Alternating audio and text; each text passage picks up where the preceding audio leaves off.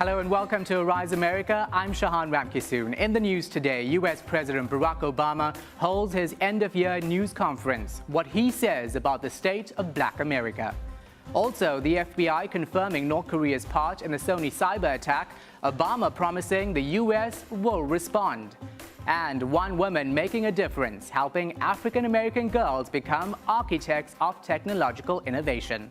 We'll have all that and much more right now on Arise America.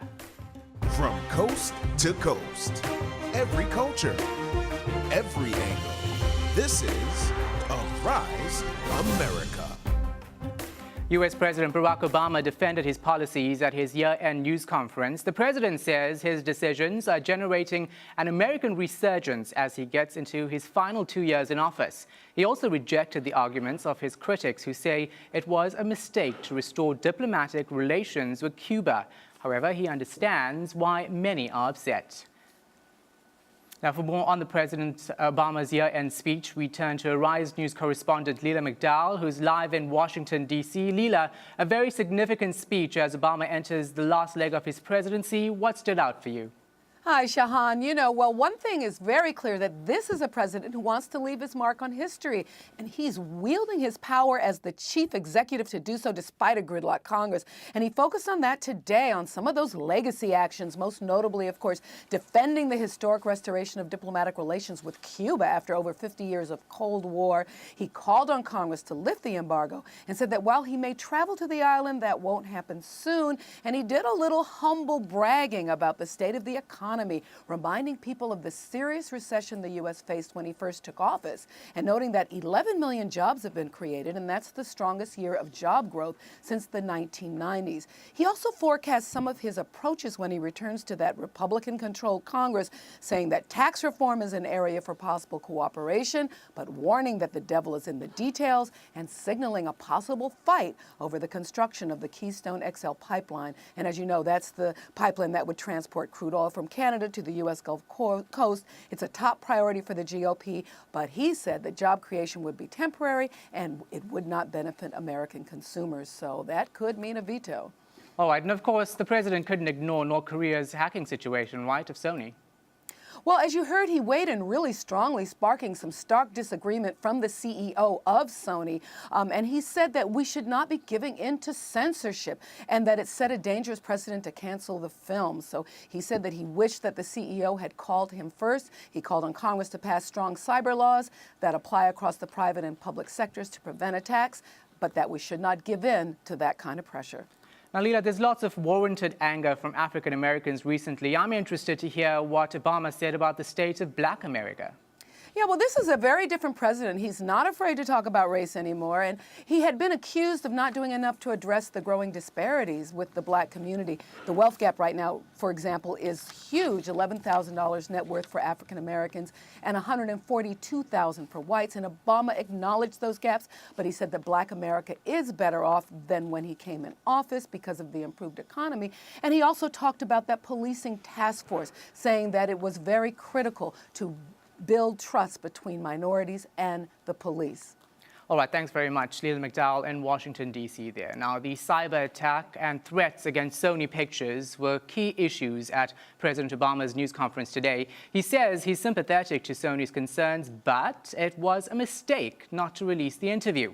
Meanwhile, several Hollywood filmmakers and stars also criticized the move. They're calling Sony's decision a blow to artistic freedom and First Amendment rights. Arise News' Wendy Gillette is here with more.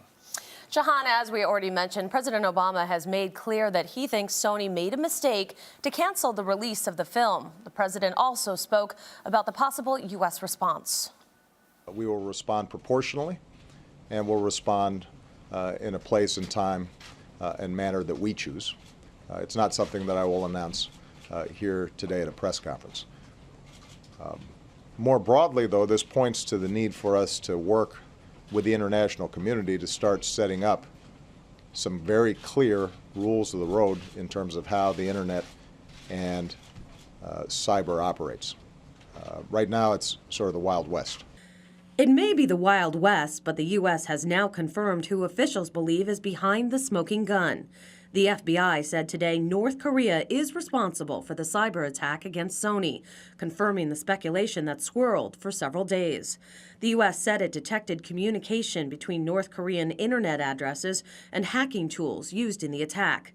The hackers not only released damaging emails written by Sony executives and confidential company information, they also used the threat of terror attacks to get Sony to cave and cancel the upcoming release of the movie The Interview, a comedy about the assassination of North Korea's leader, Kim Jong-un. He's peanut butter and jealous. What is there to be jealous of? They hate us because they ain't us. Sources tell the Associated Press that the hacker sent an email to several Sony employees saying that executives were very wise to cancel the movie's release and that they planned no more leaking of confidential materials.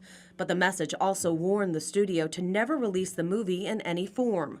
A number of prominent actors have criticized Sony's decision to pull the film. In an interview with the site Deadline, George Clooney said, quote, "We cannot be told we can't see something by Kim Jong-un of all expletive people. We have allowed North Korea to dictate content, and that is just insane."